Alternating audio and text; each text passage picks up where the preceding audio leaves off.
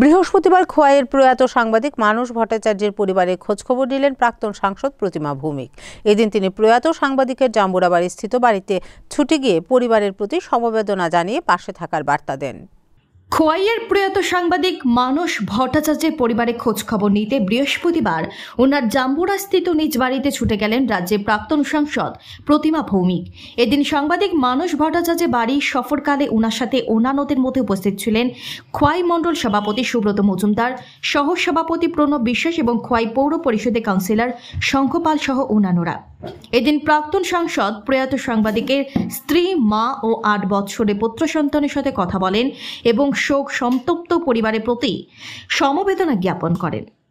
শেষে সাংবাদিকদের মুখোমুখি হয়ে প্রাক্তন সাংসদ বলেন, সাংবাদিক মানস ভট্টাচার্যকে আমরা তো আর তার পরিবারের নিকট ফিরিয়ে দিতে পারবো না, তবে ওনারা কোনো প্রকার অসুবিধা কিংবা সমস্যার সম্মুখীন যাতে না হন তার জন্য পাশে থাকার বার্তা দেন। শেষ দিকে 30 তারিখে আমাদের প্রতিভাবান একজন সাংবাদিক দূরদর্শনের মানসদা,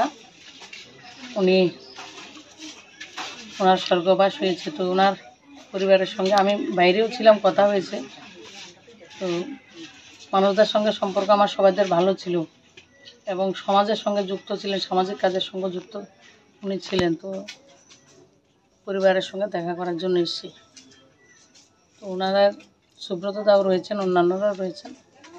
তাদের ছোট্ট 2টো বাচ্চা, ছেলেটা ক্লাস 4-এ পড়ে, মেয়েটা 18 মাস।